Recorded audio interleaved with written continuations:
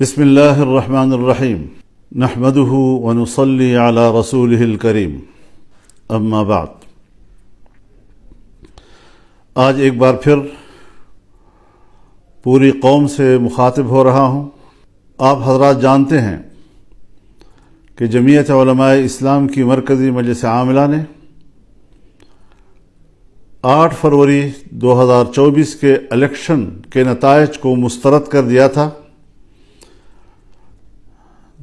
2018 کے الیکشن میں جو عوام کی حق رائے دہی پہ ڈاکہ ڈالا گیا تھا، 2024 میں ایک بار پھر عوام کی حق رائے دہی پر شبخون مارا گیا ہے۔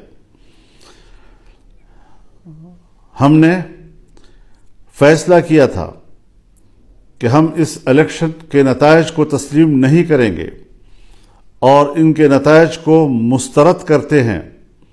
یہ عوام کی نمائندہ کم اور اسٹیبلشمنٹ کی نمائندہ زیادہ ہے۔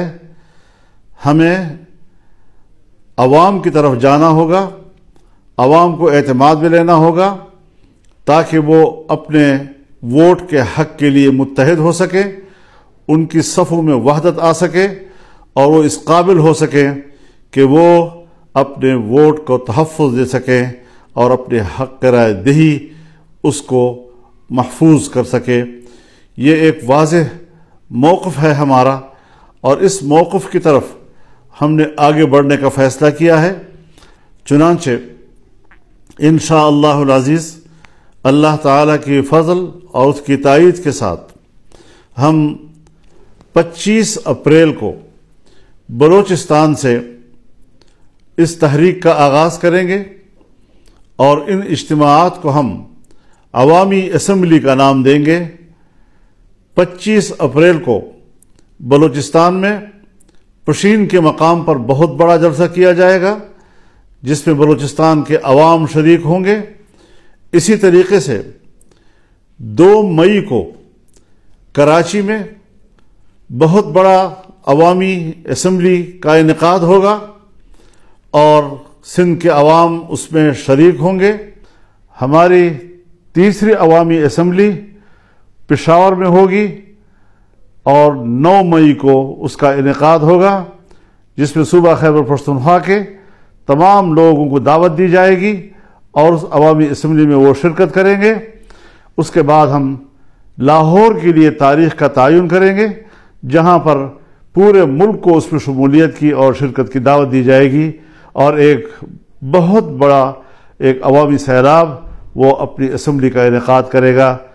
ہم اس حوالے سے دوسری سیاسی جماعتوں سے بھی رابطہ کر رہے ہیں تاکہ عوام کی ایک متفقہ اور متحدہ صف وہ اس کو زندہ کیا جا سکے، اس کو منظم کیا جا سکے۔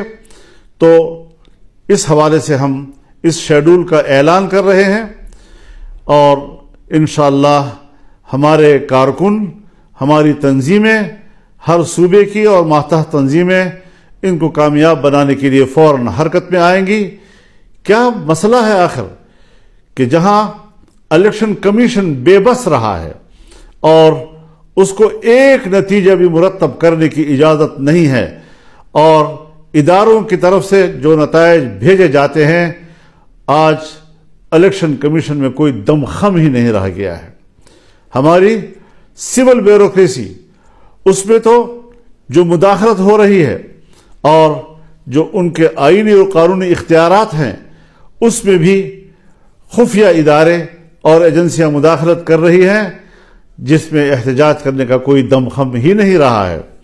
پہلی مرتبہ آج ہائی کورٹ کے ججز نے یہ آواز بلند کی ہے کہ ہمارے معاملات میں بھی مداخلت کی جا رہی ہے، ہمیں دھونس اور دھمکیوں سے ڈرایا جا رہا ہے اور اس پریشر میں ہم لوگوں کو انصاف نہیں دے سکتے۔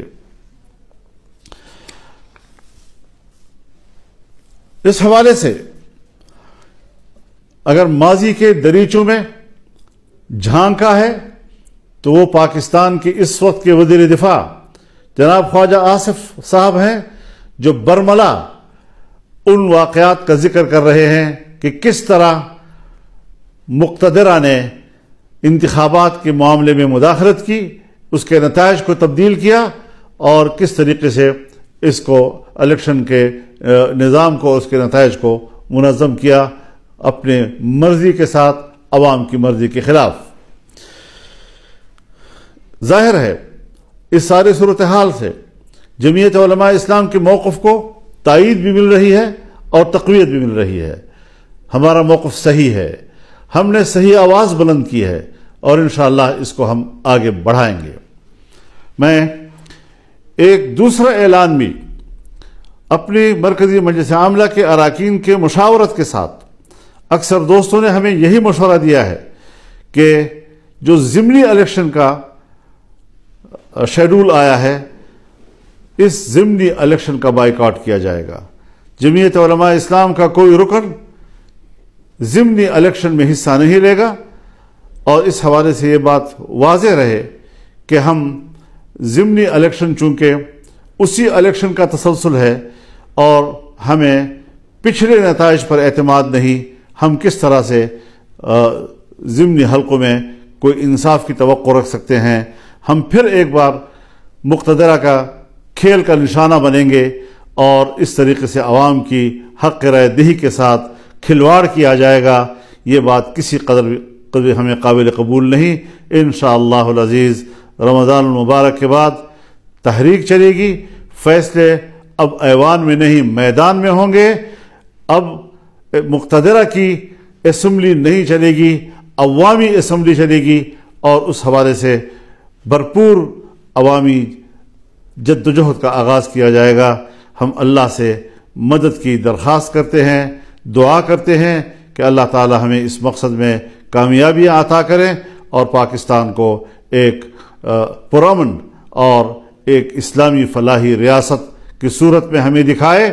میں اس بات کی وضاحت کر دینا چاہتا ہوں کہ ہماری جدوجہد وہ پرامن ہوگی، آئین اور قانون کے دائرے میں ہوگی، اور کسی قسم کا تشدد کا عنصر ہماری تحریک میں نہیں ہوگا۔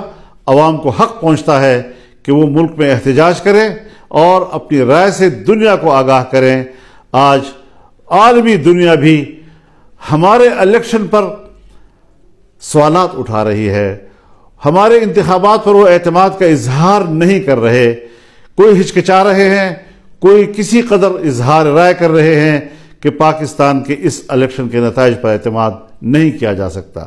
اس حوالے سے ہمارا موقف بالکل حقیقت پر مبنی، خود اعتمادی سے بھرپور، اور انشاءاللہ کامیابی کے منزل سے ہمکنار ہونے کے لیے آگے بڑھے گا۔